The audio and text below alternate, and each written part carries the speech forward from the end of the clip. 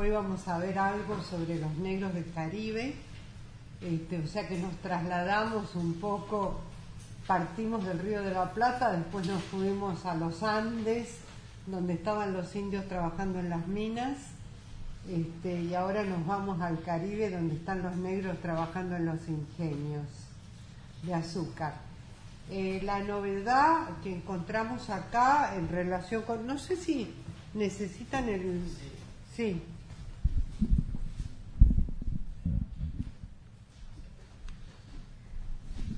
La novedad que encontramos acá es la esclavitud, el régimen de esclavitud. O sea que hasta este momento eran simplemente, digamos, explotaciones de los cuerpos. En el caso de los indios había ya regímenes con leyes también sobre explotación y apropiación de los cuerpos de estos subalternos, pero acá encontramos directamente, ¿no?, el trabajo esclavo. Así que me voy a referir a dos libros que aparecieron en Cuba con más de un siglo de diferencia. Uno es la autobiografía de un esclavo, de Juan Francisco Manzano, que apareció en 1835, se escribió en 1835, y la otra es la biografía de un cimarrón de Miguel Barnett, que apareció en 1966. O sea, son como los dos polos, podríamos decir. El primer texto donde un esclavo latinoamericano escribe sobre su esclavitud, que es el de 1835, que ahora me voy a referir, y el otro es como el último testimonio de un ex esclavo de 104 años, grabado por un antropólogo, Barnett, y publicado como libro, como biografía de un cimarrón. Voy a empezar por la autobiografía de un esclavo, que es un libro, como les decía, escrito en a partir de 1835. La primera edición fue en inglés. Había un grupo de escritores, intelectuales que se reunían en Cuba, que es el equivalente a nuestro salón literario del 37, allá es la misma fecha más o menos, o sea, se produjo ese movimiento de agrupamiento de los intelectuales en casi toda América Latina, intelectuales románticos, digamos, y estos intelectuales le pidieron a Juan Francisco Manzano, a este esclavo, que escribiera como una especie de testimonio sobre el maltrato, la esclavitud, etcétera. Eran obviamente abolicionistas, pero los que tenían interés sobre todo en publicar sobre los horrores de la esclavitud eran los ingleses. Los que solicitaban esto, mediadamente por este grupo de Del Monte, así se llamaba el director del grupo, Del Monte, eran los ingleses que estaban muy preocupados por la abolición de la esclavitud, porque obviamente el trabajo esclavo es mucho más barato que el trabajo de gente libre, y por lo tanto no podían competir en trabajo barato con otros centros, digamos, ¿no? Les voy a dar algunos datos, porque creo que en estos casos siempre los datos son interesantes, sobre cuánto salía un ingenio con esclavos y sin esclavos. Como les decía, en 1808 Inglaterra prohíbe en sus dominios el tráfico negrero. La diferencia del costo de producción de azúcar entre sus colonias y Cuba es notoria. En un ingenio tipo, según un documento de 1844, sin esclavos, el total de gastos eran 37.760 pesos y por lo tanto había un déficit de 3.700 pesos. Con esclavos salía mucho más barato, eran 20.000 pesos y había un sobrante anual, o sea, una ganancia de 13.500 pesos. Entonces, obviamente, ¿no?, Inglaterra estaba muy preocupada por el costo de trabajo y la población negra en Cuba, que también les voy a dar algunos datos, aumentó considerablemente en el periodo 1800-1840. En 1827 hay 287.000 esclavos y en 1838 437.000 esclavos. O sea, ¿no?, cada vez va subiendo más. En 1841 se alcanza el porcentaje más alto de población negra en Cuba, 58% del total de la población. Y para los productos de exportación, sobre todo azúcar y café, el trabajo era esclavo, o sea, era un trabajo barato. Por lo tanto, con la abolición de la esclavitud se crea toda una situación, ¿no?, con respecto al trabajo esclavo que hace en cierto modo a nuestra historia de la autobiografía de Manzano. Como les decía, salió en inglés en 1840 y en español en 1937. Fíjense, siendo escrito en español originariamente. O sea, fue prohibido su circulación. Lo que vamos a encontrar en toda esta historia de los esclavos es fundamentalmente las prohibiciones y los castigos corporales, ¿no? Esa es la característica de todas las historias de esclavos que se cuentan. La autobiografía de un esclavo de Juan Francisco Manzano es el único relato de un esclavo cubano, pero en español, anterior a la abolición de la esclavitud en 1886. Ese es el año de abolición de la esclavitud. Único relato de un esclavo. Se trata de un esclavo doméstico.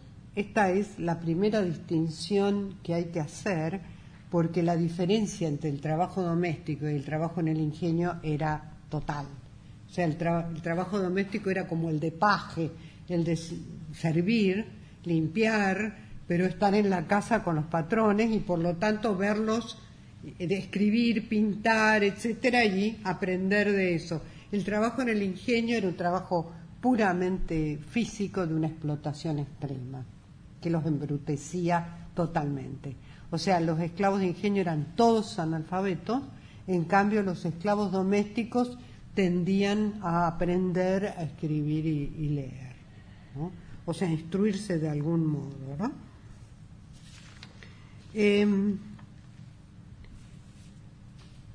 Domingo del Monte, un intelectual cubano, le pide a Manzano que cuente su autobiografía porque Manzano ya había publicado 2 libros de poemas. O sea, era un esclavo escritor, un esclavo poeta, ¿no?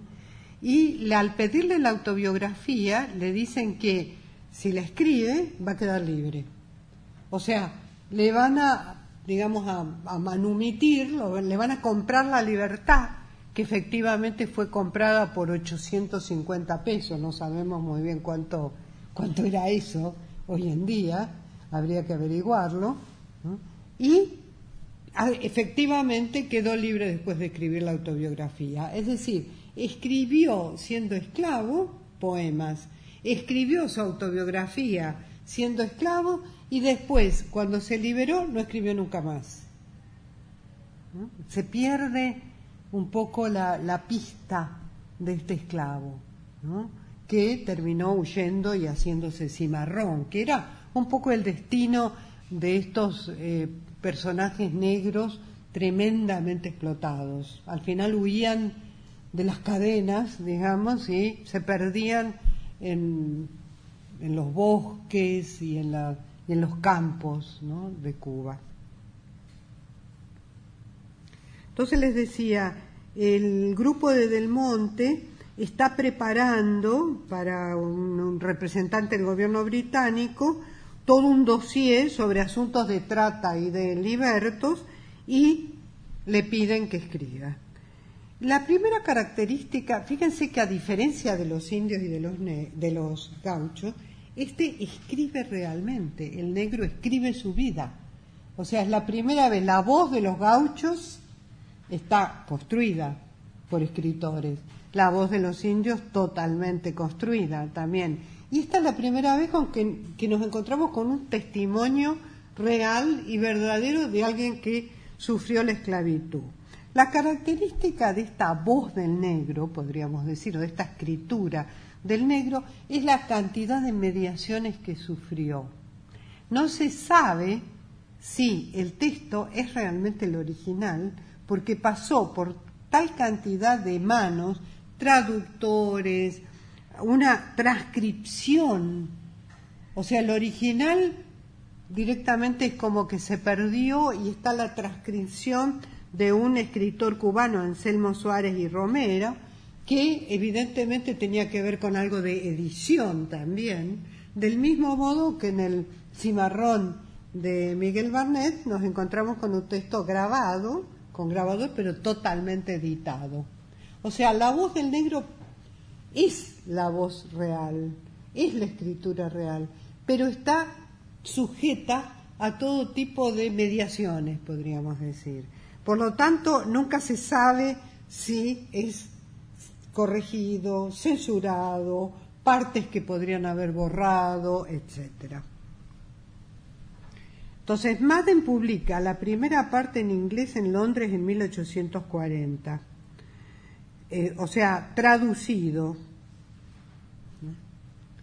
En español, como les dije, aparece recién en 1937 porque Cuba era colonia y lo prohíben circular en las colonias al texto. De modo que el texto queda totalmente relegado, negado, ¿no?, y aparece casi un siglo después. Vamos a ver algunos elementos de este texto que cuentan, bueno, un poco la vida del esclavo desde que era chico. Habla de su madre, de sus padres, hijo de esclavos también, pero la madre una esclava como de tocador, de fina, digamos, como una que está acompañando a la ama. Fíjense que eran todos aristócratas. Estamos en Cuba como colonia. Y en la colonia española todos tenían título de marqueses, condes, etcétera, etcétera, ¿no? Y entonces, bueno, esto acompañando el régimen de la esclavitud. Y por lo tanto este esclavo era una especie de paje al cual vestían con una ropa muy especial, sobre todo desde chiquito, que era muy gracioso, un negrito muy gracioso, y la ama lo tenía siempre con él, como si fuera un perrito, digamos, al lado, se sentaba en el piso siempre al lado de su marquesa.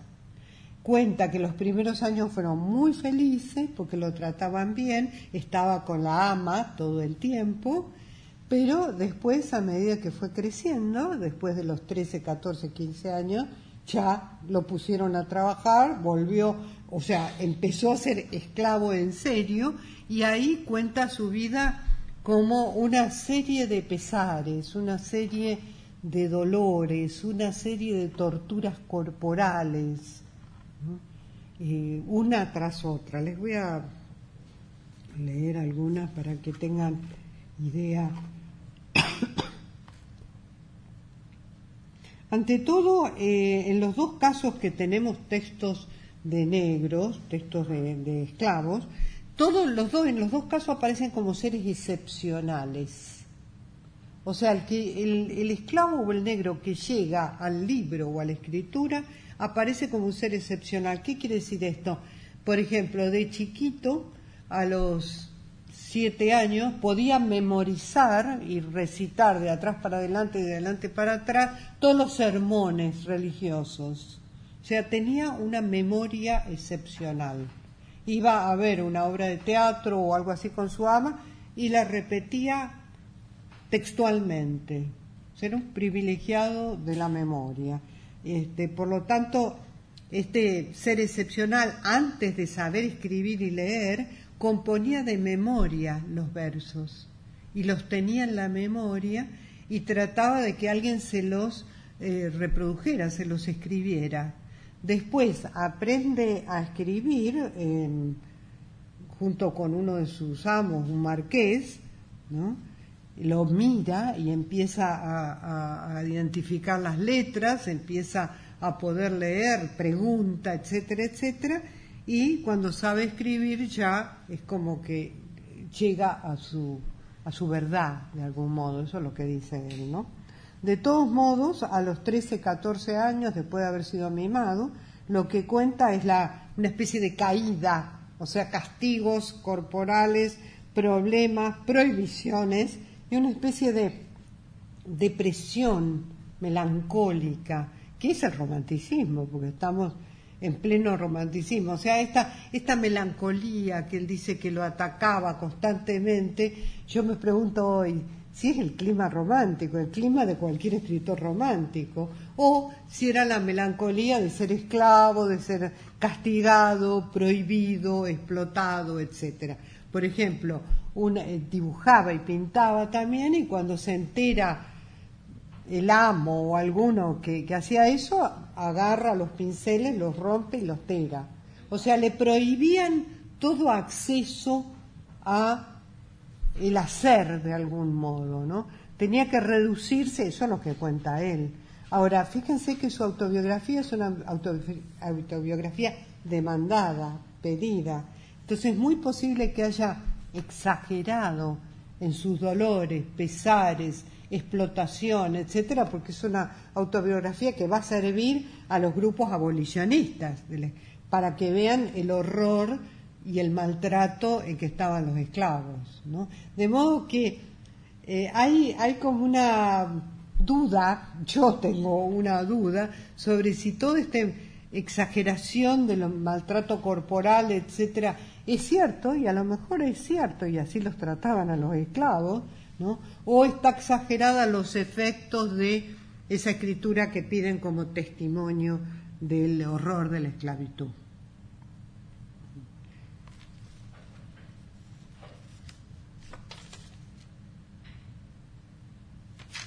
El momento culminante de esta, se la sintetizo primero, de esta autobiografía, es que su madre, que compró la libertad, tenía dinero y había ahorrado, como era esa esclava distinguida, digamos, que estaba al lado de la ama para ayudarla a vestirse, etcétera, y tenía educación, había juntado dinero.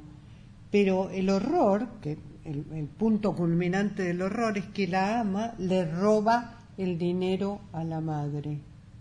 Le roba, una vez muerta, le roba la herencia al chico.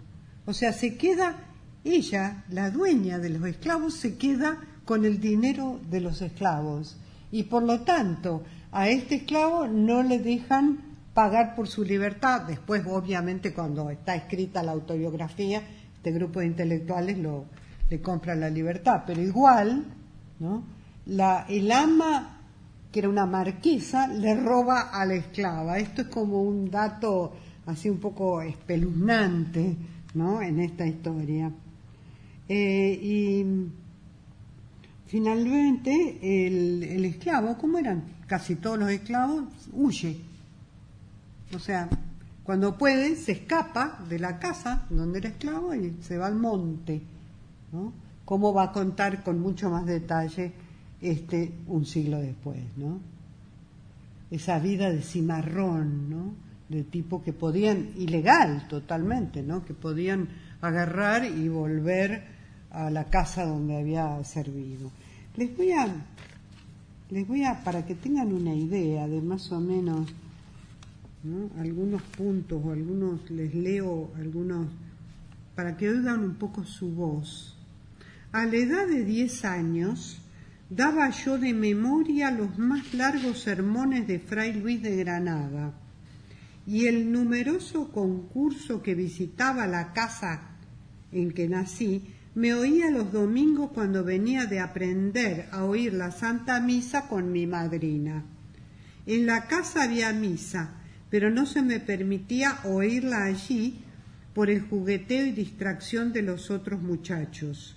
Tenía ya 10 años cuando, instruido en todo cuanto podía instruirme una mujer en asuntos de religión, daba todo el catecismo de memoria, así como casi todos los sermones de Fray Luis de Granada. O sea, repetía como una especie de, ¿no?, de loro todo lo que podía, con esa excepcionalidad de la memoria que hace a este tipo de esclavos. Y le voy a leer uno sobre el cepo y la tortura.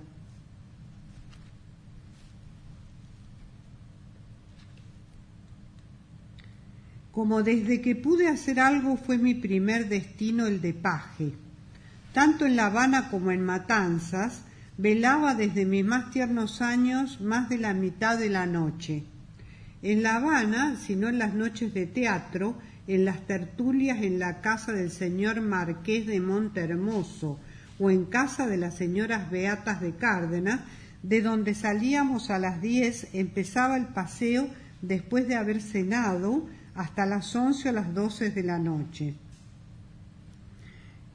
Me salteo algo.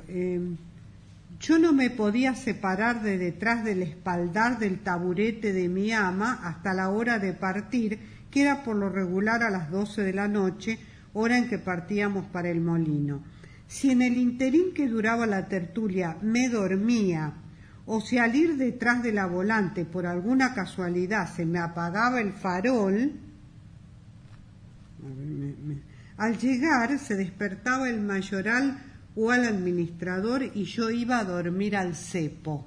¿Saben lo que es el cepo, no? Un instrumento de tortura donde los tienen rígidos así, con cadenas. Al amanecer ejercían este o aquel sobre mí una de sus funciones, o sea, lo castigaban, y no como si se tratara de un muchacho. Lo castigaban con latigazos, y había toda una regla de la esclavitud, cuántos latigazos tenían que darle si cometía, según las transgresiones que cometiera, ¿no? 25 latigazos, etcétera, etcétera. O sea, estaba todo más o menos regulado, ¿no?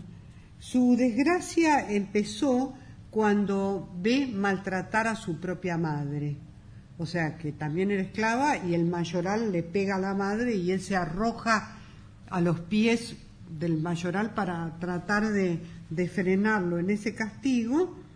Dice, el mayoral levantó la mano y dio a mi madre con el manatí, o sea, el látigo, ¿no? Este golpe lo sentí yo en mi corazón. Dar un grito y convertirme de manso cordero en un león, todo fue una cosa. Me le zafé con un fuerte tirón del brazo por donde me llevaba y me tiré encima con dientes y manos, ¿no? Ahí lo ponen en un calabozo oscuro por una cantidad de días, etcétera. O sea, va contando uno tras otro todas estas transgresiones y todos estos castigos. Dice 25 de mañana, latigazos, ¿no? Y otros tantos de tarde por espacio de 9 días, cuartos de prima y de madrugada fue el castigo recomendado en la carta. O sea, lo maltratan todo el tiempo, ¿no? Después lo acusan de robar y acá no se sabe muy bien. O sea, no sabemos si él dice la verdad o miente, ¿eh? Eso no sabemos. O sea, lo acusan de haber robado un pollo, ¿no?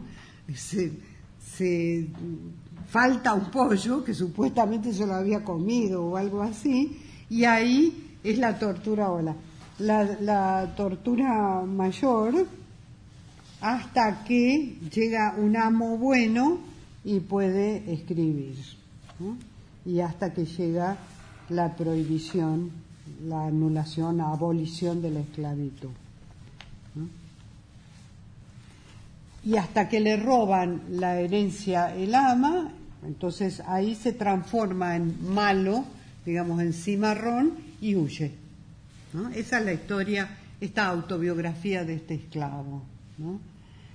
Un siglo después tenemos la biografía de un cimarrón, que es un testimonio grabado por un antropólogo a un negro excepcional también, porque tenía 104 años de edad, ¿no? O sea, ya en la Cuba revolucionaria encuentran en un asilo de ancianos militares retirados, porque él había sido soldado de la Guerra de la Independencia, fíjense, entre la Guerra de la Independencia y la Revolución Cubana, este hombre había atravesado casi toda la historia de Cuba, estaba en este asilo de ancianos, pero estaba perfectamente bien, una memoria excepcional, y va Miguel Barnet y le graba la historia de su vida, ¿no? Otra vez no sabemos, como les dije, si está editado, qué es lo que se sacó, qué es lo que quizás se acentuó, porque además Barnet hablaba con él y le pedía que se refiriera más a un punto que a otro, etcétera. De modo que también esta escritura, como todas las escrituras de los subalternos, ¿no?, está de algún modo manipulada, ¿no? Fíjense, les quiero marcar una cosa de esta escritura de Barnet, ¿no?, grabada por Barnet, de este esclavo, ¿no? El punto común con los gauchos es la papeleta de conchavo que le pedían al gaucho cuando andaba suelto por la llanura. O sea, la ley prohibía que no fueran trabajadores. Esos cuerpos tenían que ser cuerpos de trabajo y tener una papeleta que indicaba que pertenecían a tal o cual estancia, en el caso del gaucho, o en este caso a tal o cual ingenio o amo o etcétera, ¿no? Dice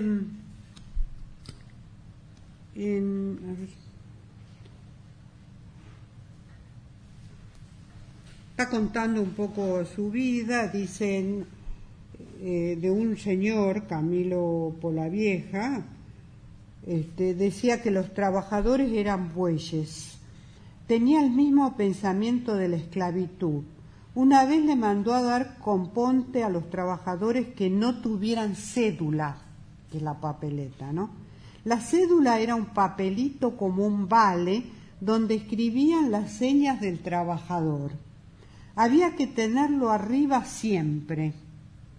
Y el que no lo tuviera recibía unos mochazos en el lomo con vergajo, que eran pisajo de res seco, o sea, con un látigo, ¿no?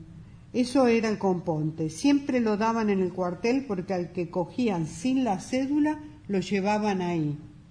Costaba 25 centavos y había que sacarla, o sea, cada uno de los negros tenía que pagar para tener esa papeleta de conchavo, ¿no? Y todos los años se renovaba. Fíjense el testimonio de este esclavo. Si no tenía la pertenencia a algún lugar de trabajo, o sea, no podían tolerar la libertad, ni de los gauchos, ni de los negros, ¿no? En el caso de los indios, otro tipo de explotación, ¿no?, con otro tipo de regímenes, pero en estos dos casos el asunto de llevar encima esa papeleta era el elemento central, ¿no? Porque trataban de luchar contra los cimarrones, ¿no?, contra los que huían. Ahora les voy a... Este esclavo cuenta no solamente sus relaciones con los otros negros, con los patrones, su vida en el monte, la independencia y cómo luchó en la guerra de independencia, la revolución cubana y cómo también peleó en la revolución cubana, sino que aparece en la transcripción de Barnet, ¿no?, como un héroe nacional. O sea, lo transforman a este esclavo de 104 años que cuenta su vida, no solamente en un testimonio de la historia de Cuba, sino en una especie de héroe de la liberación de Cuba, ¿no? O sea, de la revolución. ¿no? Le dan, después que sale el texto, le dan premios, le dan reconocimiento. Imagínense, ella tenía 105 años, creo que se murió a los 106, ¿no? De modo que transforman a este ex esclavo en el signo de la historia de Cuba y de la revolución. Eso me interesa marcar, porque él va contando todo, o sea, no, yo no me voy a referir demasiado a esto, pero quiero marcar varias cosas, ¿no? Se llama Esteban Montejo. En primer lugar, la idea del testimonio, que se puso de moda en los años 60, precisamente, no solamente entre los antropólogos, sino que este libro fue de algún modo promocionado como literatura. Esto es lo que me interesa marcar. Fíjense, un antropólogo va y le graba a un negro de 104 años su vida, la edita, la publica y de golpe aparece en Casa de las Américas, en Cuba, nuevo género para dar premios literarios. Vieron que todos los años se da en Casa de las Américas un premio, testimonio. Testimonio, nuevo género. O sea, a partir de esta publicación de Miguel Barnet, que se transformó después de publicar esto en una especie de funcionario de la revolución. Publicó también otro testimonio de una cantante cabaretera cubana de los años locos, digamos, de Cuba, cuando los norteamericanos usaban a Cuba como una especie de prostíbulo, cosa que ocurrió, ¿no?, incluso después de la revolución y sigue ocurriendo ahora, ¿no? Pero bueno, eso publicó Miguel Barnet también, ¿no? Las memorias de Rachel, ¿no? Esta bailarina cabaretera de la época alegre de Cuba. Y después se transformó en un funcionario gerente un poco de su propia escritura, libros que los dos, pero sobre todo el del Cimarrón, fueron traducidos como a 20 o 30 idiomas. O sea, de golpe irrumpe la Revolución Cubana con un texto que tiene repercusión mundial y que es este texto, ¿no?, que es un trabajo de campo, podríamos decir, pero que se transforma en literatura, ¿no?, y donde hay un problema de autoría, podríamos decir. O sea, Miguel Barnet es el que firma, pero la historia es del otro, ¿no? Entonces, acá hay todo un problema que no se planteaba demasiado, que algunos plantearon en el caso de Rigoberta Menchú, ¿no?, que también tuvo mucho éxito su testimonio, ¿no?, de la opresión en Guatemala, pero que Rigoberta Menchú le hizo finalmente un juicio, ¿no?, a la persona que le grabó y que puso su nombre, que era Elizabeth Burgos, ¿no?, la mujer de Regis Debray. O sea, en París le grabó a Rigoberta Menchú su historia, la editó también, porque toda grabación implica de algún modo transcripción y edición, de modo que el discurso originario nunca nos llega, en cierto modo, fíjense, ¿no? Entonces hay dos autores, o dos autoras en este caso, ¿no?, y después cobró los derechos de autor por el éxito increíble que tuvo el libro. O sea, se hizo rica con el discurso de la otra. La otra, Rigoberta Menchú, le hizo un juicio. O sea, tuvo varias instancias legales, no sé muy bien cómo terminó, pero de todos modos, fíjense que acá, como les decía, desde el punto de vista técnico, literario, ¿no?, hay un problema de quién es el autor, ¿no? Hay una doble autoría en estos textos, ¿no? Segundo elemento. Primer elemento, un testimonio antropológico o etnográfico se transforma en literatura. Segundo elemento, hay problemas de autoría. Tercer elemento de estos textos, digo porque son varios, ¿no?, pero a nosotros nos interesa especialmente el Cimarrón. Tercer elemento, el cuerpo es el centro de estos textos, lo cual nos hace, bueno, la esclavitud, obviamente, el cuerpo, la característica de la esclavitud es que el cuerpo no, el sujeto no es dueño de su cuerpo, ¿no? O sea, el esclavo es un cuerpo expropiado por otros que lo pueden usar como quieran, ¿no? De modo que el sujeto despojado de su cuerpo, ¿no?, es el que da su versión subjetiva, ¿no?, de su historia.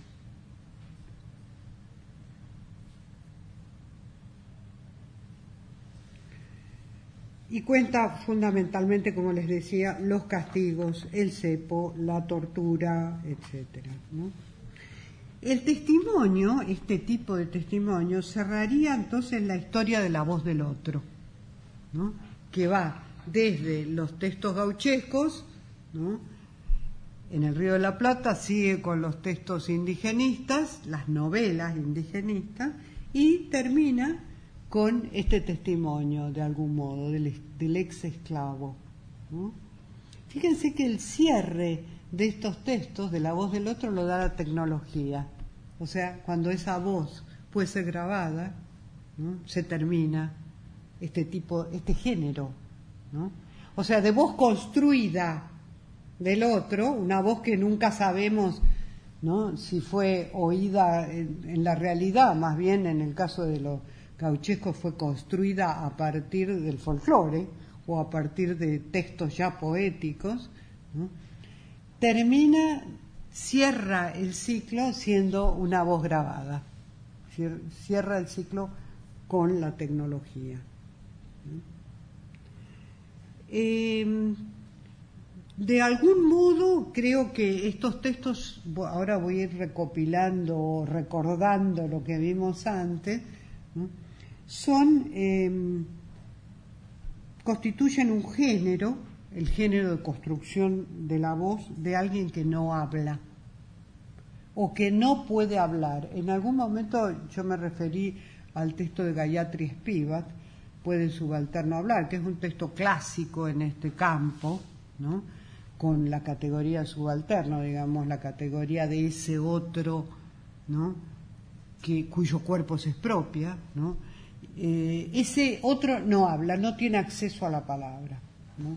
No hay registros, pero aquí cuando llegamos al esclavo, de golpe decimos, bueno, sí, no tiene acceso a la palabra, pero este habló, por más que escribió, por más que está supermediado, ¿no?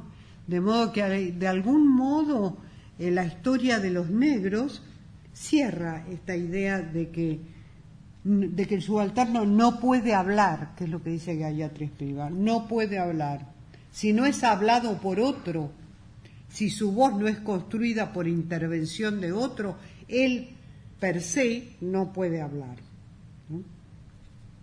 Pero en este caso, la voz del negro cuenta la historia ¿no?, del negro colonial, el negro esclavo, que escribe, el esclavo doméstico que escribe su vida, y del negro revolucionario cuya voz se graba, ¿no? Entonces es el fin de la historia de la voz del otro, ¿no? Estos dos textos, uno del siglo XIX y otro del siglo XX. Voy a dar 2 o 3 elementos más de esto y después me voy a dedicar a sintetizar las 3 clases y a volver de algún modo a la construcción de la voz. Fíjense que en este caso del negro aparece la idea de la biografía y de la autobiografía, que de algún modo lo teníamos en Martín Fierro. Martín Fierro es una autobiografía, pero es de otro tipo, que ahora vamos a ver las diferencias entre lo que puede ser una autobiografía oral, ¿no?, y en este caso autobiografía grabada o escrita, la biografía de los esclavos, ¿no?, que aparecen siempre como signo de identidad, de algún tipo de identidad, ¿no? Estas autobiografías, el gaucho que habla es el constructor de la identidad nacional, gaucho que habla en Martín Fierro. el indio que puede hablar construye la identidad andina, y el negro que puede hablar o escribir es el representante de la identidad caribeña, ¿no? Signos de identidad. ¿Por qué estos subalternos? ¿Por qué estos que no tenían voz y que de golpe pueden hablar y contar, ¿no?, se transforman en signos de identidad? Es una pregunta que se las hago un poco a ustedes, ¿no? Cómo la historia los va construyendo a lo largo del tiempo, porque cuando sale Martín Fierro todavía no es signo de identidad. Se construye, piensen que la primera parte de Martín Fierro es 1872, y la identidad gauchesca argentina o el gaucho como signo de identidad nacional se da sobre todo en los primeros años, en el centenario, digamos, ¿no? En 1910 más o menos empieza a construir la voz de Fierro como voz de identidad nacional, ¿no? Hasta ese momento no. ¿Cuándo se empieza a construir la voz del negro como identidad nacional? En la Revolución Cubana. O sea, tiene que haber una historia específica, pero también la historia del trabajo de estos subalternos. O sea, se transforman de subalternos, o sea, ¿no?, dejados de lado, sin voz, explotados, sin cuerpo o sin propiedad de su propio cuerpo, etcétera, se transforman en los signos de identidad de cada una de las regiones, cuando el trabajo que realizan crea la riqueza nacional exportable. Eso creo que ya lo adelanté de algún modo, pero ahora lo digo muy, digamos, muy enfáticamente.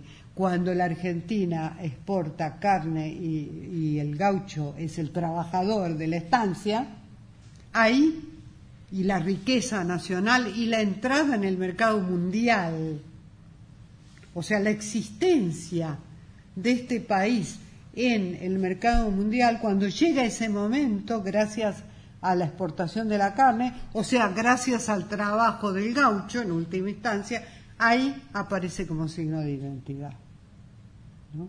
Lo mismo ocurre con la exportación de los metales en el área andina, y el indio, cuya imagen aparece, ¿no?, en los relatos, aparece la imagen, el signo del indiecito en la zona andina, y finalmente el signo del negro, ¿no?, en la exportación del azúcar y del café, los dos rubros en que los negros trabajaban, ¿no? Fíjense el periplo que se ha dado de algún modo para transformar a estos dejados de la mano de Dios, en cierto modo, pobres, absolutos y explotados, en signos de identidades nacionales y regionales, ¿no? Esta es como la conclusión de un periplo que empieza con el uso de la voz del otro, el uso y la construcción de la voz del otro, y que termina con la transformación de ese otro en signo identitario, ¿no? Como les decía, otro dato general de estos tres géneros es que son siempre biográficos o autobiográficos. En el caso del Martín Fierro, el esquema que sigue el relato de Martín Fierro, que es una biografía también, ¿no?, una autobiografía, es la autobiografía oral de los campesinos que iban cantando, generalmente con la guitarra, un esquema totalmente tradicional. Fíjense que no son sujetos individuales estos personajes, son sujetos colectivos, ¿no?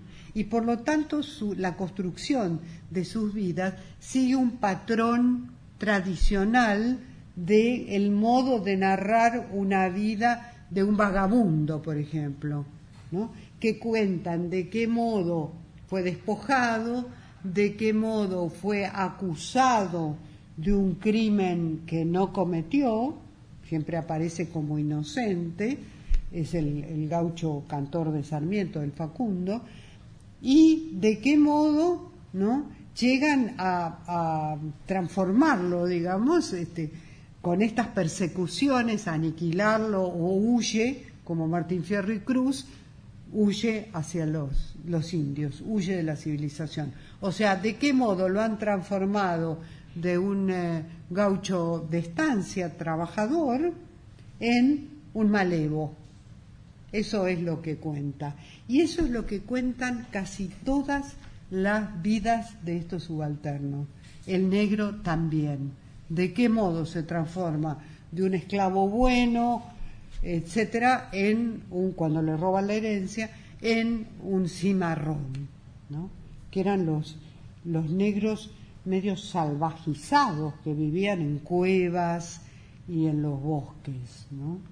Eran casi como salvajes, ¿no? Se buscaban la comida, etcétera. Todo esto lo cuenta, si les interesa, tienen que leer el texto, ¿no? De modo que lo cuentan en estas biografías, que son testimonios, que son un género específico y que su centro es una voz que cuenta los avatares, podríamos decir, de un cuerpo, ¿no?, de la explotación de un cuerpo.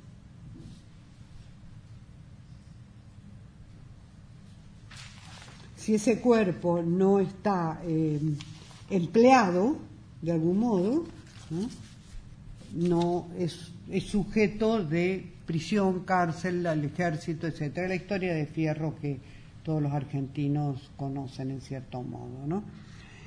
Con esto hoy voy a terminar un poco antes, justamente porque me interesa dialogar con ustedes, a ver qué quieren saber más de estos textos, de estos géneros, qué punto les interesó, qué punto no fue claro, etcétera, porque me parece que no tiene mucho sentido referirme otra vez a las dos autobiografías, biografía y autobiografía de los negros esclavos, sin tener más bien un diálogo.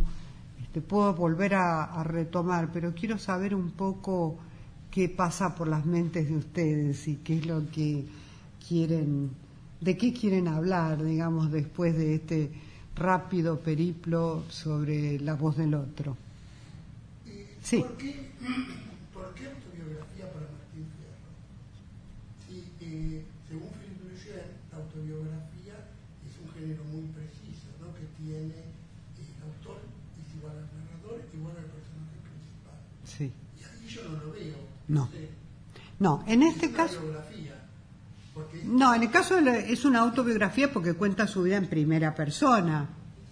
Pero y Cruz, después aparece Cruz en primera persona contando su vida también, porque la característica subversiva, como decíamos acá la otra vez, de Martín Fierro, es que se juntan los iguales, eso que el poder no quiere permitir. Los dos tienen las mismas vidas, de explotados, de sacrificados, de despojados. Lo fundamental es el despojo. Y en el esclavo también, le roban al esclavo. O sea, es lo mismo. Sí. Cruz sería el personaje. Cruz. O Martín Fierro. Los dos, no, hay dos personajes en primera. Perdón, dos personajes en primera persona. Y después aparece el narrador en primera también. Dice, hasta aquí conté porque Ruempo dijo la guitarra para no volverla a templar. O sea, Martín Fierro rompe la guitarra después de contar su vida y decir que se va con los indios, rompe la guitarra. Y ahí aparece el narrador. Fierro y Cruz cruzaron la frontera con los lagrimones que les caían y se perdieron. Pero entre autor y narrador son el autor y el narrador son la misma persona. No son la misma persona. Nunca el autor y el narrador son la misma persona. El autor es José Hernández. Por lo menos aparece así, en el caso de Martín Fierro. El autor es José Hernández, acá es Miguel Barnet. El autor. Pero en el otro sí, en el de Marcelo sí, se da autobiografía, porque el autor, el narrador y el personaje es el mismo. según Philippe Lejeune, sí, no, sí, yo sí. le digo lo que, Sí, lo sí. que leí. Sí, no, entiendo perfectamente lo que me dice. En el caso de la autobiografía de un esclavo, ¿no? Yo diría que eso se cumple, porque es, ¿no? Juan Francisco Manzano es el autor, es el que habla y es el autobiografiado. Pero como les decía, en estos subalternos hay intervención de otros. Nunca nos llega la voz pura. Se hace la diferencia, la primera diferencia, ¿no? Con la voz de un subalterno y la voz de un sujeto burgués, podríamos decir, propietario de su palabra y de su cuerpo, ¿no? En el caso del subalterno no es propietario de su cuerpo y de su palabra hasta por ahí no más, ¿no? Porque esa palabra puede ser transformada, ¿no? Mediada, transcripta, editada, como en el caso de Barnett, que edita, ¿no? La voz del esclavo, etcétera, etcétera, ¿no? Ese es uno de el primer problema, entonces, que hay como dos autores, ¿no? Hay un problema con autoría. El segundo problema es el problema del género. El testimonio se transforma en literatura, que es un problema esto. ¿Por qué? ¿Por qué se transforma en literatura? ¿Por qué no quedó como de los miles de estudios, investigaciones que han hecho los etnógrafos que van y les graban, ¿no? Algo parecido pasó con los hijos de Sánchez, no sé si ¿no? Les llegó a ustedes que en un momento también una familia fue grabada, la voz de la historia de la familia, todos los miembros de la familia fueron grabados por un etnógrafo, Lewis, ¿no? Y eso apareció y enseguida fue literaturizado. ¿Qué quiere decir esto? Por eso les traigo estos problemas que son los problemas más interesantes de este tipo de producciones, ¿no? Problemas de género, por qué llegan a ser literatura, por qué estos subalternos llegan a ser héroes nacionales, ¿no? ¿Qué ocurre? ¿No? ¿Qué procesos históricos ocurren? Sí. Vos decís que llegan a ser héroes nacionales, pero mi pregunta sería, en los tres casos, ¿es más o menos homogéneo la recepción que la sociedad hace de esos sujetos de cada... Sí, es más o menos homogéneo, exactamente. Y la historia es esa, sujetos sin voz que de golpe hablan, entre comillas, son hablados, son, digamos, escritos en su voz y se transforma por una serie de procesos históricos, o sea, no de inmediato, sino a lo largo de un siglo, podríamos decir, en héroes nacionales representantes de la identidad nacional. Se transforman en eso, ¿no? Son usados para eso, ¿no? Son cristalizados también en esa función, o sea, todo el carácter subversivo que pueda tener esa voz. Así es. Fijada. Se me hace recordar a lo que dice Rama con respecto al tango, él seguro lo mencionó. Sí, Rama escribió sobre esto, sí, claro, sí. Sí, me estaba recordando justamente eso, Sí. una manera de, en última instancia, justamente cortar esa subversión que puede producir. Sobre todo con la de Manzano, si vos lo calificás como literatura, en última instancia se vuelve un poco menos cultural. Menos verdadero, fíjense, más ficcional en cierto modo. Se le marca, ¿no?, la parte construida, la parte de ficción que puede tener, ¿no? La parte quizá no real, y al mismo tiempo se los transforma en signos de identidad. O sea, es todo un proceso bastante peleado, por otro lado. Ojo, o sea, este proceso es llevado adelante por un grupo y hay otro que se opone, ¿eh? O sea, hay como dice Bertolt Brecht, ¿no? El proceso de producción de la gloria es una guerra. Es una guerra, no se da de un modo simple, que de golpe pasa a ser el representante de la identidad. No. Había un montón que estaban en contra y decían, este gaucho rotoso, desertor del ejército. sobre todo en la dictadura se dijo eso, ¿eh? Ese desertor del ejército es representante de la identidad nacional, no puede ser. Sí. También está la idea de mártir, ¿no? Está la idea de mártir. Así es, que va junto con la de héroe. Claro, sí. Sí, y en el negro se ve muy claro eso también, ¿eh? El martirologio del esclavo con los, ¿no? Con los latigazos y la tortura y el cepo. Y Martín Fierro también va a parar al cepo, ¿eh? En un momento. O sea, hay una historia común, digamos, que no ha sido demasiado puesta de manifiesto. El primero que lo hizo fue Rama, ¿no? Con la idea, ¿no? Su construcción del género gauchesco y de los gauchos, que también traía algo del indigenismo, o sea, se refirió a esto, ¿no? Pero no lo trabajó hasta sus últimas consecuencias, lo empezó a trabajar, ¿no? Y después eso, cuando uno empieza a trabajarlo, se da cuenta de que es una producción increíble, ¿no?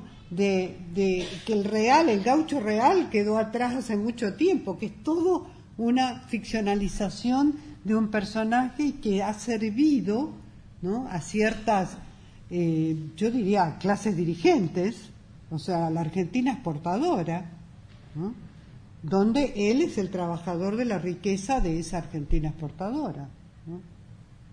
Habría que ver si uno reivindica la ida en vez de la vuelta, por ejemplo, o esa reunión de Fierro y Cruz, esa peligrosa contacto entre dos iguales explotados, ¿no? Que pueden levantarse contra de hecho luchan contra la partida, recuerden, ¿eh?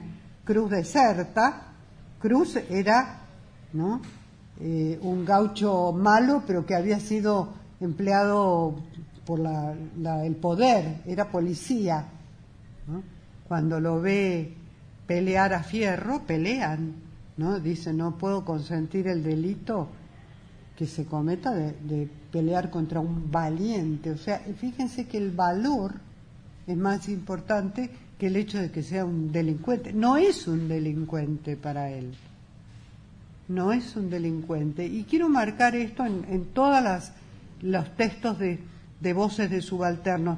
Son dos órdenes jurídicos los que están actuando acá. O sea, hay un orden jurídico de los gauchos, un orden jurídico, porque es una cultura, de los indios, y otro orden jurídico de los negros, que no coincidía con el orden jurídico legal del poder. O sea, lo que era delito para uno no era delito para el otro, ¿no? O sea, el gaucho, si era ofendido, tenía que matar. Y eso no era delito.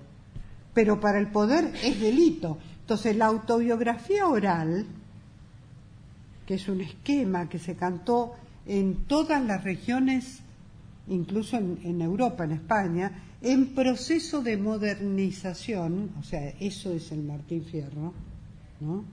El relato de alguien que es acusado de un delito que, según él, no es un delito, y es perseguido y transformado en ilegal, ¿no? O sea, la existencia en procesos de modernización de dos órdenes jurídicos, de dos culturas, dos órdenes jurídicos.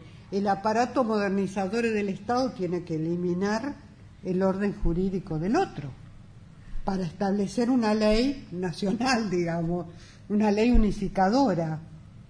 Y eso es lo que cuenta el Martín Fierro. La vuelta es el inculcarle que es delito al gaucho. O sea, qué es robar, qué es propiedad privada, que para ellos no existía, ¿no? Y todos los consejos de Fierro a los hijos son un orden jurídico, ¿no? Que les dice, bueno, esto es delito, esto no es delito, esto es, en la voz de Fierro, o sea, en la voz del héroe y mártir también de los gauchos, ¿no? Hay que decirles que abandonen su viejo orden jurídico, ¿no? Y se plieguen, si no, no hay civilización posible, si no, no hay unificación jurídica. Por lo tanto, no hay nación, ¿no? Ese es el proceso en realidad, de el Martín Fierro, y también de las otras escrituras de los subalternos. Los subalternos, si hay construcción de nación, tienen que dejar su juridicidad propia, su cultura. Su cultura. En el caso, perdón, Sí. en el caso de... Ya, en fin. perdón. No. En el caso de Cuba, ¿no? Sí. Y de todo el Caribe, Sí. esa literatura negrista que aparece en la Sí. década del 30, con Sí. Guillén y todo eso, ¿tiene una vinculación con De, esto? yo tengo una lista de las literaturas negristas, por eso voy. Bárbaro. Sí. Tiene. Sí, no, porque me interesa eso. Sí. Y porque, pese a que la consideran igual en todo el Caribe, hay diferencias entre la cubana, la de Puerto Rico. Sí, la cubana es la más importante. Sí, y se da inclusive en la República Dominicana Sí, también. una muy especial, porque ellos tienen ahí el tema de Haití y Sí. y De la República Negra, sí. Sí, que ahí hay un tema Sí, muy ahí hay. fuerte, ¿no? Sí, y ahí una hay. literatura también muy fuerte. Sí, justamente.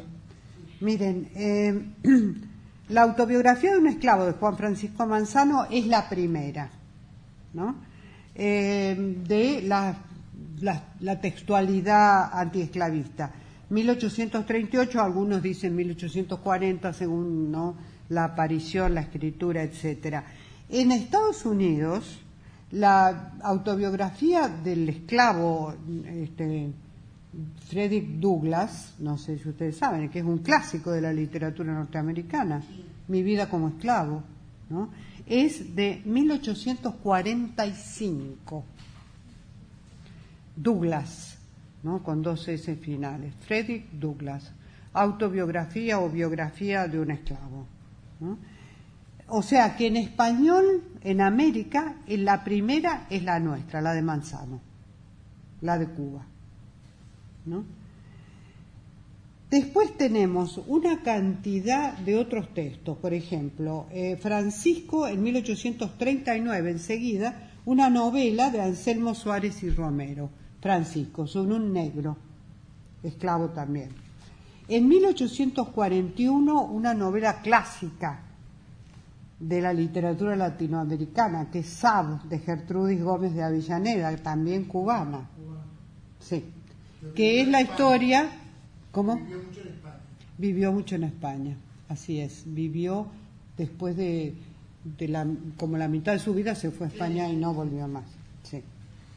Después tenemos, fíjense, La cabaña del tío Tom, el clásico norteamericano, es de 1852. Con esto les quiero decir que el español, o sea, la literatura latinoamericana va adelante de la literatura de esclavos norteamericana. Y porque la esclavitud duró mucho más. ¿Duró mucho más en Estados Unidos? ¿Sí? No sé, porque la abolición de la esclavitud en 1880 y pico en Estados Unidos fue creo que antes. No, 1813 es acá en la Argentina. No, eso es acá. Acá en el Río de la Plata es la Asamblea del año 13, abolición de la esclavitud, que no se cumple demasiado, ¿eh? Seguían teniendo esclavos. Y una cosa es la abolición de la esclavitud y otra cosa son los derechos de los negros. Exactamente. En algunos estados norteamericanos. Y el régimen de trabajo Claro, también. que no era esclavitud, pero bueno, tenía limitaciones. Sí. En 1960 todavía se sentaba en el ómnibus. Sí, claro. En 1960. Sí, los 60 es la etapa final de justamente lo que llaman los derechos civiles.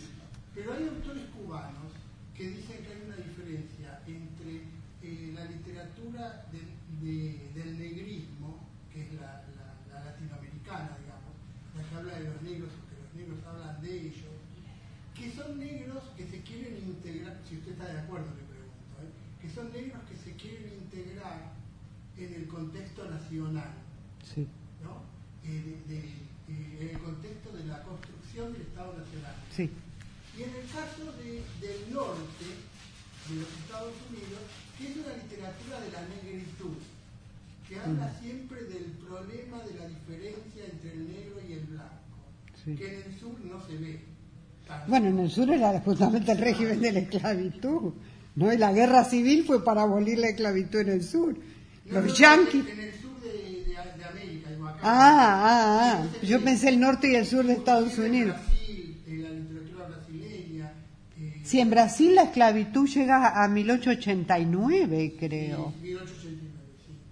O sea, bien tardío es Pero eso. hay toda una literatura de los quilombos, que son estas organizaciones de negros, que serían los que en Cuba le llaman, ¿cómo le llaman? Me olvidé, como Montejo. Sí, pero no sé. Cimarrones.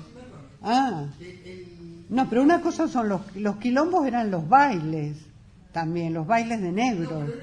Que lo llamaban quilombos. Las comunidades también. Ay, también las comunidades, sí. Sí, fíjense que una cosa es la guerra civil en Estados Unidos y literaturas como la de Faulkner, que todavía, ¿no? Justamente en el sur cuentan, los viejos esclavos cuentan la historia, ¿no? Las amas, las negras esclavas o liberadas, pero que seguían, ¿no? Como cuando eran esclavos, seguían trabajando en lo mismo, ¿no? Y cuentan también en Cuba que después de liberados, a propósito de esto del cimarrón, los esclavos, incluso liberados, seguían pidiendo la bendición del amo, ¿no? O sea, ¿no? Es muy difícil cambiar las mentalidades, ¿no? Y las ideologías. Requiere una historia mucho más larga, ¿no?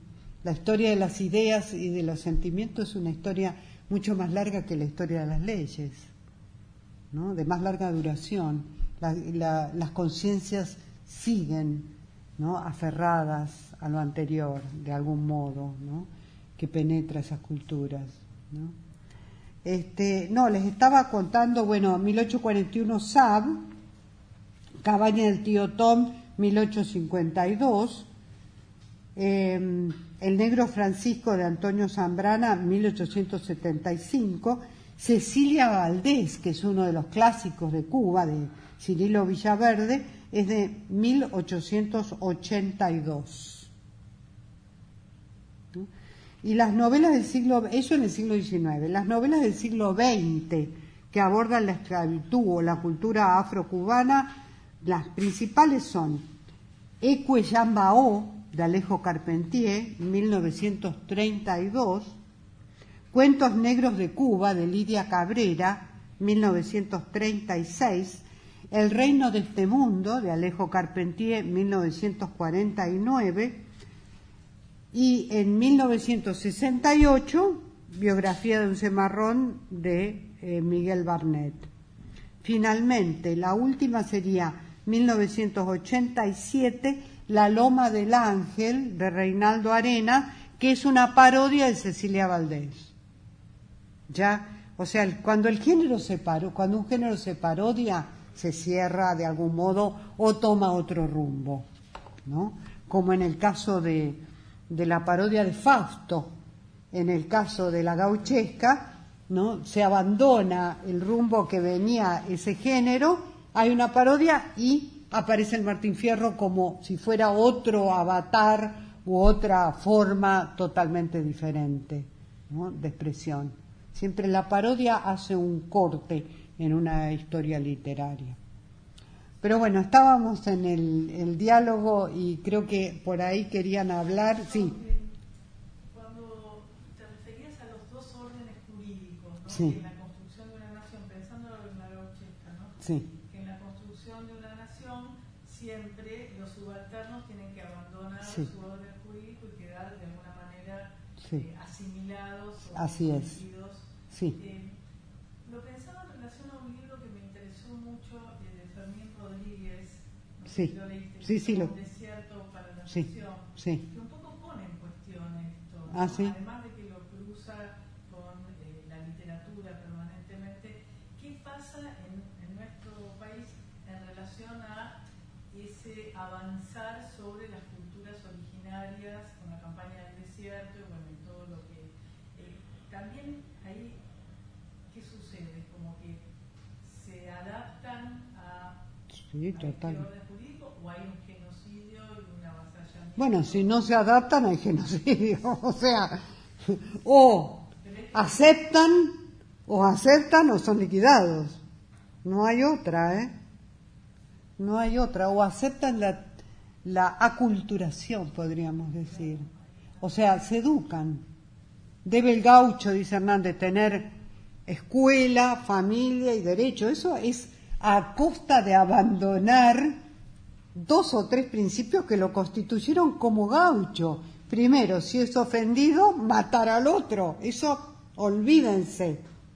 Es como decirles, mire, olvídense de esa cultura, olvídense de ese tipo de cosas. Ahora, matar a otro es delito, no lo pueden hacer. Entonces, eso implica, ¿no? Y si lo siguen haciendo, van presos, son ilegales o son matados. Juan Moreira. ¿Cómo termina Juan Moreira? Que es el último avatar, podríamos decir, de la cultura gauchesca. Termina fusilado en la pared de un prostíbulo. O sea, no, es inexorable la civilización, ¿no? Civilización, si quieren, entre comillas, ¿no? Si no hay posibilidad de unificación jurídica, el otro tiene que ser arrasado, eliminado. No sé, una nación no puede aceptar 2 órdenes jurídicos. Eso es lo más subversivo que hay, dicen los politólogos, ¿no? Eso se trabajó mucho en Italia, con las culturas del sur y del norte, ¿no? Donde también había órdenes jurídicos distintos, ¿no? Sobre el derecho en el sur, el derecho en el norte, etcétera. Hay una cantidad de investigaciones sobre eso y es la misma historia. No, pero en el caso de los gauchos, que con este entrenamiento en el Martín Fierro, de la voz del gaucho, fueron hablados por otros, pero fueron hablados. ¿Sí? ¿Te parece que fueron hablados? ¿Te parece que ese es un gaucho verdadero? ¿O que eso del Martín Fierro fue sacado de los payadores, que a su vez contaban? O sea, miren que es una literatura que se llama técnicamente formulaica, es una literatura hecha de fórmulas. O sea, los payadores se sentaban con la guitarra y cantaban su vida. Su vida, que no era su vida, es una vida, es una fórmula, ¿no? Es una vida colectiva, es el cantor de Sarmiento. O sea, dentro de ¿no? de las figuras nacionales en el Facundo, el cantor es eso. Es el que está contando su vida y viene la partida a buscarlo. O sea, la idea de que todo gaucho es ilegal. ¿Pero por qué? Porque tiene otro orden jurídico, por eso es ilegal. Es ilegal para el orden dominante, porque tiene una cultura propia, y una cultura propia con reglas, o sea, otra concepción del delito, dicho sintéticamente. Y desde el punto de vista de la palabra, entonces, la escritura vendría a ser la aculturación de la oralidad, o sea, Sí, totalmente. La oralidad es la que tiene la carga subversiva, digamos. Totalmente. Una vez que está escrito, está pasado. Yo siempre lo digo a esto, que la escritura es un aparato disciplinario y la poesía es un aparato disciplinario, ¿eh? O sea, organizar la lengua con ritmos y con versos es disciplinar la lengua, ¿no?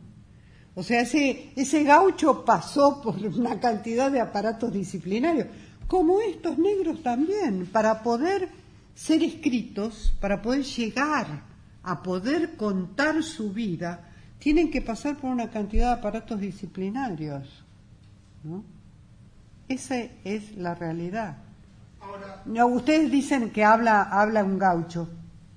Yo no sé si habla un gaucho. La voz está construida a partir de los payadores y a partir de lo que los payadores a su vez eran el folclore. Y quién sabe si era un gaucho real. No, es una construcción. Estaba pensando en los cuentos de ayer que nos diste para leer. Sí. También ahí aparece. El problema de la voz, exactamente, que fue la tortura de Arguedas. Porque él dice, como yo lo tengo que escribir en español, pero entonces ya no es el indio, si el indio no habla en español. El verdadero indio de esa zona de andina hablan quichua o quechua, según si está en Ecuador o en Perú. Entonces no es, ya cuando llega la escritura ya está traicionado, podríamos decir. Civilizado, exactamente, reprimido, disciplinado, ¿no? Entonces, por eso les decía que el periplo se cierra con el grabador. Ahí termina el problema de la voz del otro. Hoy ya no hay ningún problema. Hoy van con un micrófono a cualquier villa y a cualquier parte a grabar los otros. Ya no hay ningún problema. Ya no se les construye más la voz, se las graba directamente, ¿no? Sigue siendo difícil El proceso de edición. edición en el documental. Bueno, yo te comentaba la otra vez que estaba trabajando sobre la figura del gauchito Gil. Perdón. Sobre el gauchito Gil. Sí, Corrientes. sí. Y es muy interesante ver cómo a todos los campesinos de la zona que entrevisté, gente grande de 10 años que estuvimos trabajando en eso, se nota bien que la figura del gauchito Gil es una construcción, porque esa zona ni siquiera era zona de gauchos. ¿Y por qué entró ahí en Corrientes? Claro, porque es de Corrientes eso. Porque había una persona uruguaya Ah. que empezó a hacer como una primera recopilación y lo más cercano para ella, un paisano correntino, era un gaucho, entonces empezó a meter en los 60. Son todas construcciones, o sea, nunca sabemos lo que fue el gaucho real, el negro real, ¿no? Y el indio real, ¿no? Son ficcionales. Una vez que llegan a la literatura o que llegan a la palabra escrita, que después se transforma por un segundo proceso en literatura, o sea, se la aleja, fíjense, cada vez más de la realidad, transformándola en literatura también, ¿no? Entonces la cuestión es que estos personajes no aparezcan nunca como reales. O sea, tienen que perder su poder subversivo, ¿no? Para poder ser signos de identidad nacional o regional. Tienen que perder su carácter subversivo. Si no, no pueden ser signos de identidad. Tienen que desbarbarizarse, ¿no? Y todos los procesos de construcción de las naciones, latinoamericanas sobre todo, implican esa unificación jurídica.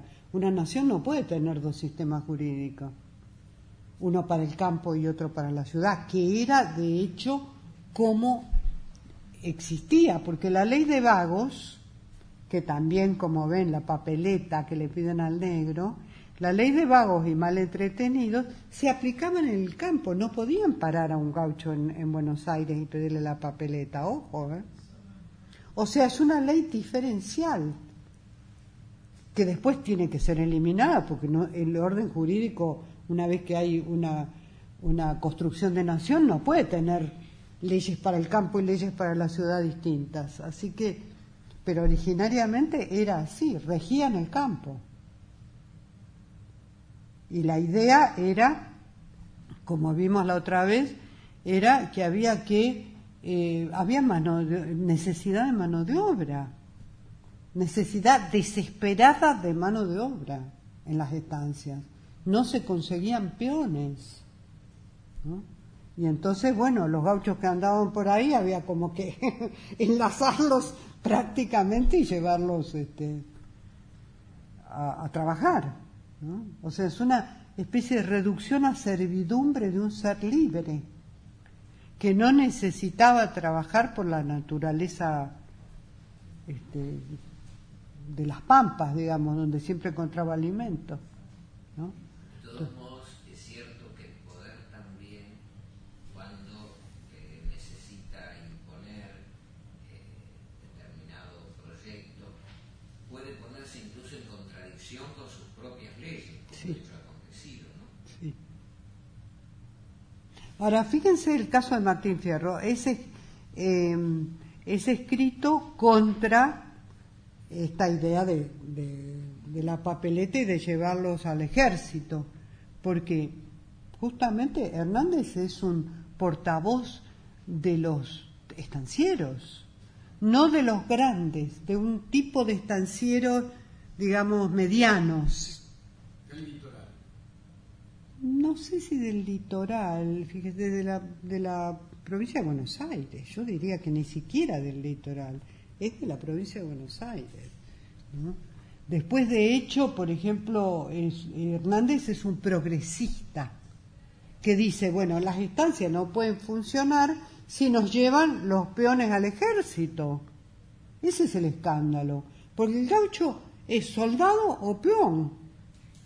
Decídanse, ¿qué es lo que... ¿Y quién va a trabajar en la estancia entonces si se llevan de soldado a los gauchos? ¿No? O sea, acá se plantea bien claramente el uso del cuerpo del subalterno, ¿no? Los negros también, o trabajadores o soldados, y el negro que cuenta su vida fue soldado de la guerra, ¿no? Y acá también los negros eran soldados, los llevaban y así prácticamente los exterminaron, matándolos en las guerras, los llevaban adelante. Totalmente. Totalmente. De modo que toda esta historia del subalterno, por eso les decía que de golpe, después de todo ese horror, termina transformado en signo de identidad, digamos. Nosotros somos los representados por el gauchito y los del Caribe por el negrito, ¿no? Resulta que hay una historia atrás, ¿no? Que es una historia terrible, ¿no? Y también, por otro lado, la historia de construcción de la voz, ¿no? Así que esas son un poco las características de estos géneros, ¿no? Que intentamos. Por otra parte, si, por ejemplo, Arguedas no hubiera dado voz a los indígenas, no hubiera podido producir los textos que son subversivos, como El sueño del Pongo, por ejemplo, ¿no? Bueno, El sueño del Pongo no es un texto de Arguedas, Claro. Es una leyenda. Arguedas lo que hace es escribirla, es una leyenda oral, ¿no? Que ya había muchas versiones, ¿no? Lo que hace Arguedas es fijarla, la escribe, le da una forma, ¿no? Que es un texto extraordinario también, donde ustedes ven ahí cómo el subalterno no habla y que de golpe si habla, como le dice el patrón, como tú hablas, le dice al Pongo, a ver. Y entonces el Pongo dice, bueno, tuve un sueño, y ahí empieza, ¿no?, a contar. Y fíjense que el problema del sueño del Pongo es que la justicia es solamente después de la muerte, que no hay justicia en este mundo. Tuve un sueño que nos encontrábamos en el paraíso, usted y yo, y ahí el Señor, ¿no?, administraba verdadera justicia. Pero ¿por qué? Porque acá no. ¿No? En la tierra no hay justicia para el Pongo, ¿no? Sí, no, lo de Arguedas es que en este país no se lo lee mucho Arguedas, ¿no? Es un escritor extraordinario, sí, realmente extraordinario, que estaba siempre, digamos, con una vida trágica, se suicidó, ¿no? Porque no podía escribir, ¿no? Y ese tratar de darle la voz al indio sin poder dársela porque tenía que escribir en castellano, ¿no? Es como su drama al mismo tiempo, ¿no? Pero fíjense que son los Martín Fierro, la literatura de Arguedas y la literatura antiesclavista en general son los clásicos de estas tres regiones latinoamericanas, ¿no? Los textos clásicos y los constructores de esta identidad de las tres regiones, ¿no? Y yo me pregunto por qué en este país se habla en general siempre de literatura argentina. Es muy raro, ¿no?, que se salga del esquema, ¿no?, sobre todo cuando habla un escritor en televisión o en los diarios, no salen de la literatura argentina, ¿no? Y eso es un signo de estrechez ideológica también, ¿no? Porque nos colocamos como latinoamericanos en el marco de América Latina, no en el marco de una Argentina que siempre, para los que hablan solamente de la Argentina, está relacionada con Europa o con Estados Unidos. No, no. La Argentina tiene que ver también en este proceso de las voces de los subalternos, la explotación extrema de los cuerpos en el trabajo, ¿no? Los procesos de modernización, ¿no? La represión de otras culturas. Así que eso es la idea de este curso de los tres personajes subalternos.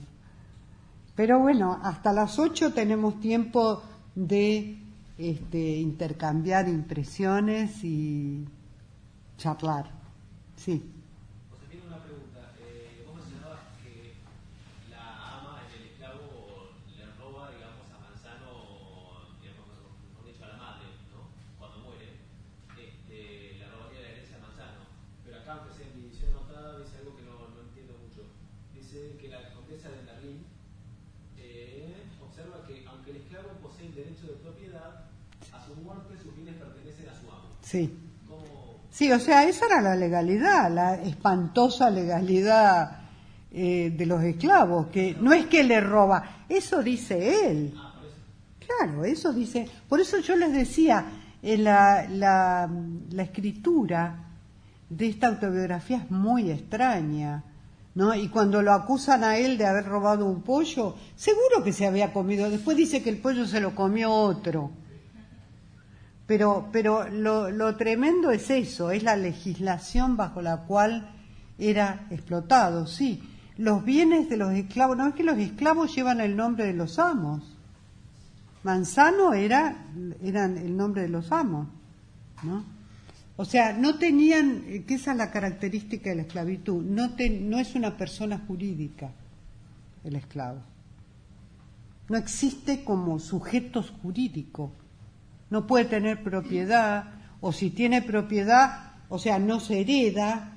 Entonces, todo un régimen totalmente distinto de juridicidad para el esclavo.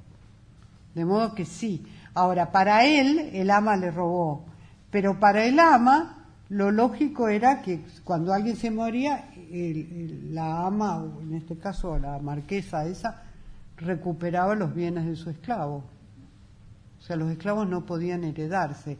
Y eso son las injusticias, en realidad, que él pone de manifiesto, ¿no? Porque ¿por qué no podía heredar a la madre si la madre había dejado eso para que comprara su libertad él? ¿Mm? ¿Cree usted, perdón, que existe una literatura testimonial? Porque estaba hablando de eso de la literatura testimonial. Sí. Porque ahí con Barnett se ve en Cuba. Sí. Pero que algunos dicen, por ejemplo, que Truman Capote hacía una literatura testimonial. Sí, bueno, eso sí, porque igualaron literatura testimonial con no ficción, non-fiction, en inglés, que es Truman Capote, ¿no? Que es basarse en hechos verdaderos, o sea, no escribir una novela sobre algo que ocurrió en realidad, sería la no ficción, ¿no? Y en este caso, la idea de testimonio, que fue totalmente transformada, como les digo, por los cubanos en literatura, ¿no? Para darles premios. Pero y para usted es un género. no sé si es un género literario, es un género de discurso el testimonio. Es un género discursivo. El hecho de transformarlo, eso es lo que yo cuestiono, de transformarlo en texto literario, lo cambia, lo separa de la realidad, lo aleja más. Lo comparan con el texto de Rodolfo Walsh, Operación Masacre. Que también fue transformado en literatura. No, que en realidad es un testimonio de la realidad, Sí, pero tiene una investigación. Pero tiene una ficcionalidad terrible también. Es que todo tiene ficcionalidad. Ese es el problema. La lengua implica ficcionalidad porque es la construcción de un sujeto, el discurso. O sea, no hay objetividad absoluta posible, ¿no? Todos son miradas, perspectivas, ángulos. ¿Por qué narra desde aquí y no desde allá? Eso entonces es considerado la ficcionalidad. Por eso ahora se considera de que todo la construcción de realidad es ficción también. De todas maneras, a nivel formal hay una diferencia marcable entre lo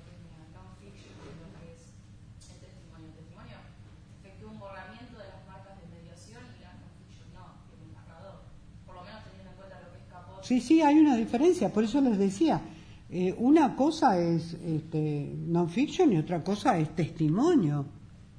Testimonio es un sujeto que aparece y dice que vivió algo, eso es testimonio.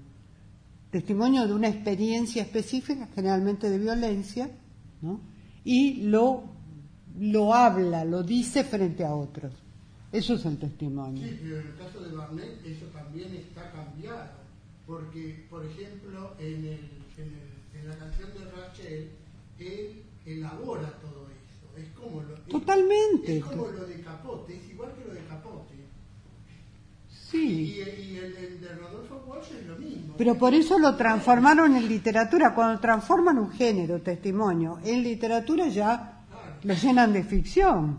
Pero acá se le llama, en Latinoamérica se le llama literatura testimonial.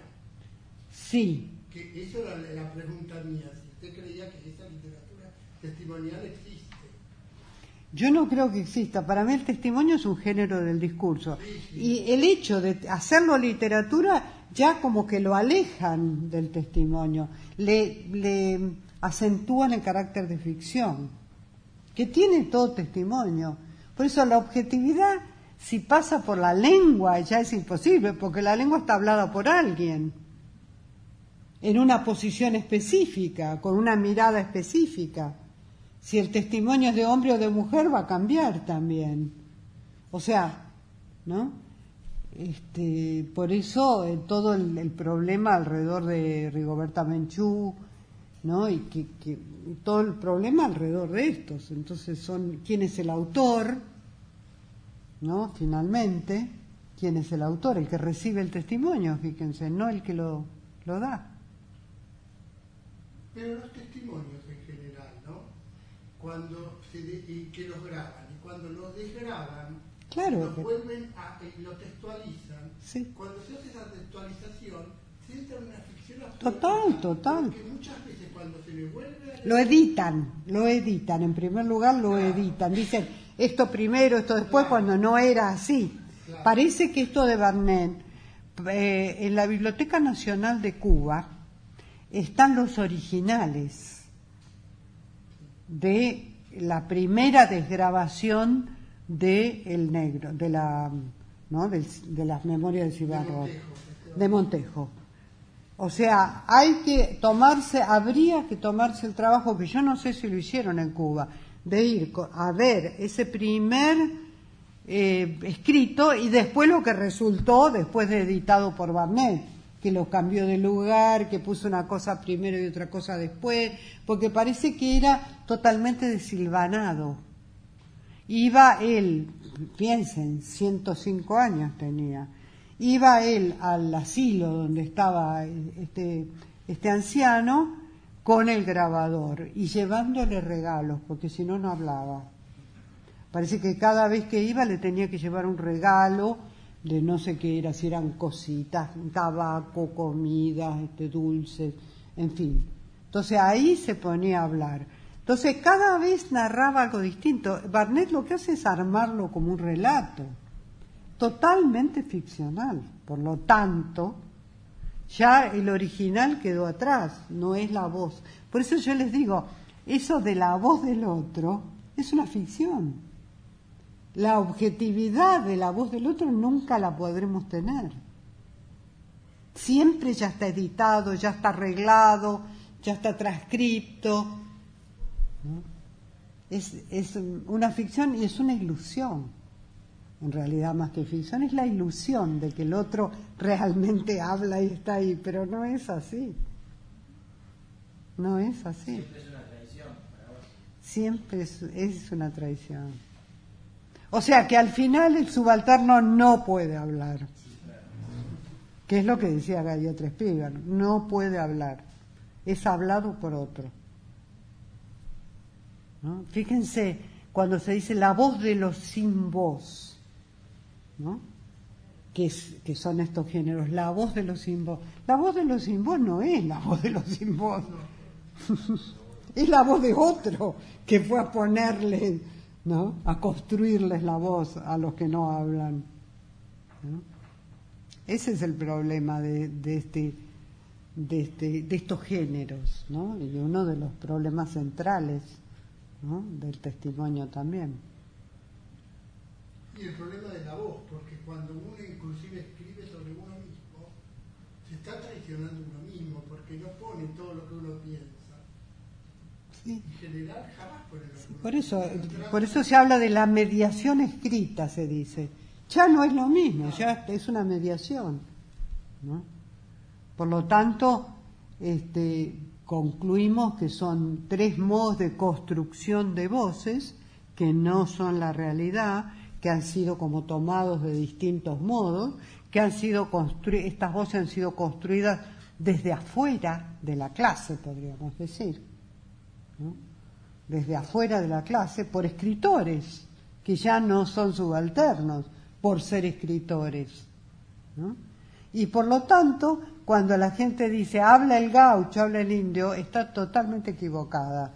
Y el proceso de construcción de las identidades latinoamericanas a partir de esta base también es un proceso engañoso, digamos, porque a partir de este gaucho totalmente artificial, en cierto modo, se construyó una identidad nacional. Fíjense, ¿no? El gaucho nos representa en el mundo. Mi hipótesis es que cuando las periferias entran exportando al mercado mundial, tienen que poner un signo de identidad. Se exige o se espera, digamos, que las periferias muestren sus signos de identidad, cosa que no se espera de los países centrales. Fíjense que los países centrales no ponen sus signos de identidad. Solamente son las periferias las que elaboran esto, ¿eh?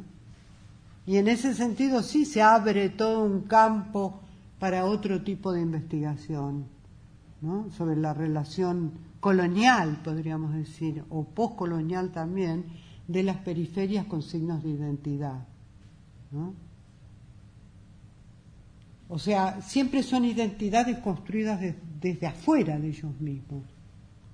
Desde otro punto de vista, ¿no se puede pensar también que estos escritores que dan voz a estos subalternos lo hacen desde una particular sintonía con los subalternos? Totalmente. ¿No es cierto? Bueno, es doble, como yo les dije. Una cosa es darle y usarle la voz.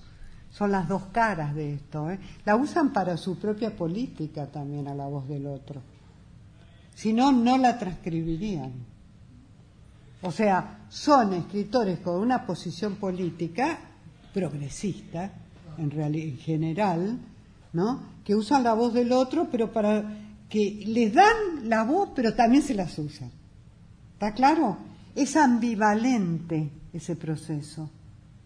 Es ambivalente. Es una de las típicas ambivalencias de la dominación, ¿no?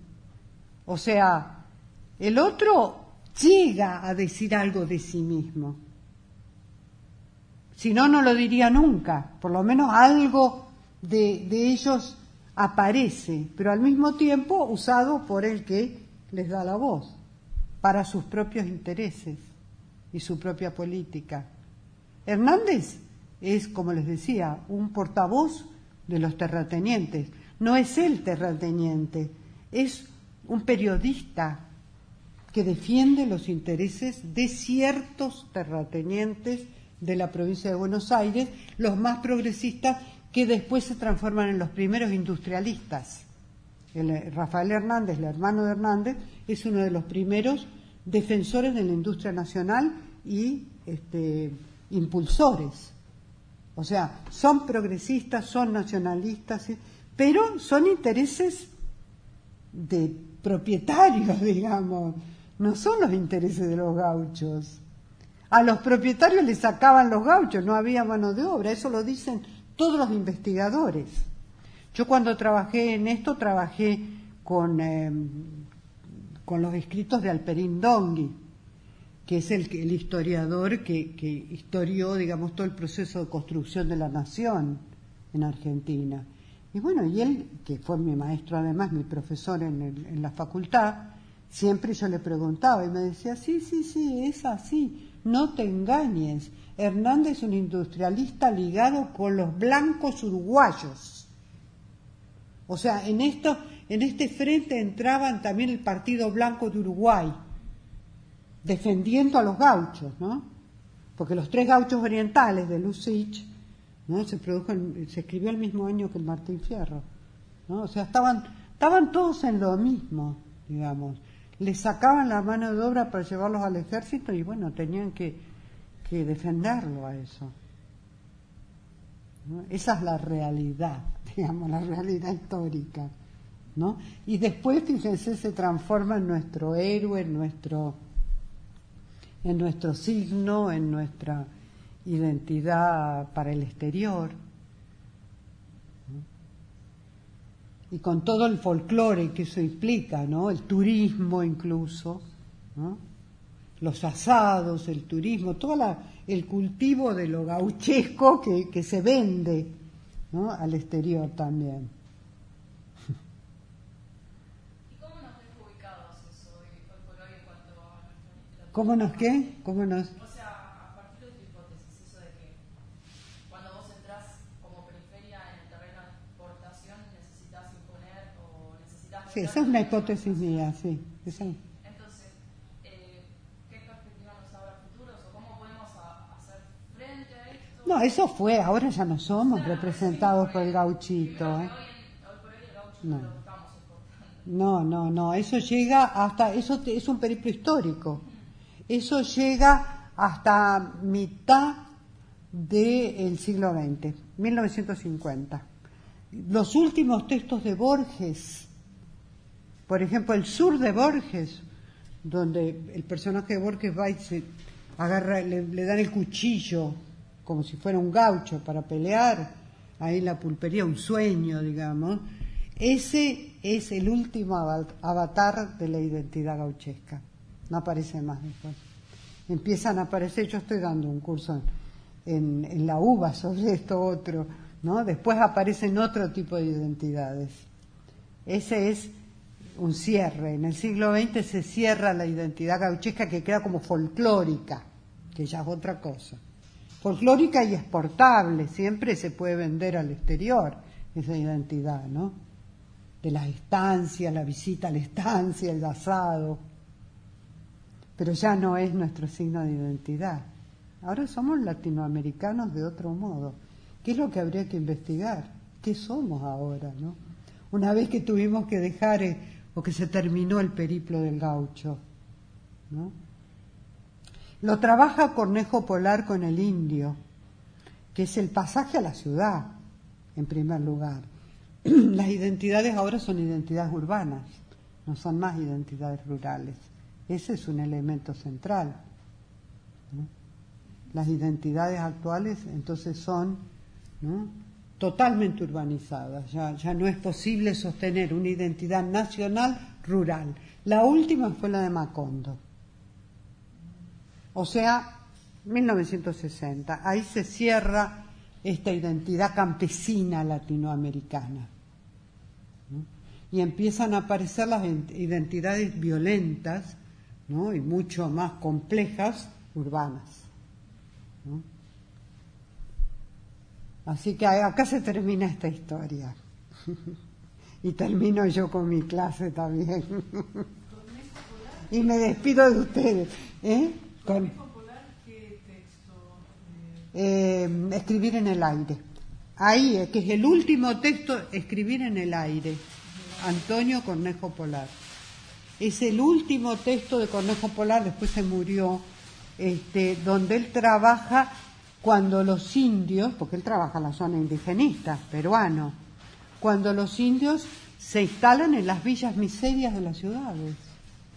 O sea, identidad urbana. Ya, las villas miserias son identidades, construyen identidades urbanas. Ya se termina con las identidades rurales. Y entra otra etapa de América Latina, y otra etapa de la literatura también. Por eso les decía, estos géneros son géneros cerrados históricamente. Obviamente la literatura siempre puede revivir, ¿no?, el pasado y volver a escribirse, pero ya no responden a la realidad. En un momento respondieron a la realidad bien real del gaucho, del negro y del indio, y después se van alejando, ¿no? Y hoy ya no, cuando el indio se instala en las villas miserias de Lima, por ejemplo, ¿no? Ya es otra cosa y se mezcla, además. Ya no es un indio puro, ¿no? Ya está remezclado con otros, y por lo tanto ya es otra historia. Eso es lo que dice Cornejo Polar en Escribir en el aire. Y él mismo da como un final a su propia construcción de la literatura gauchesca e indigenista.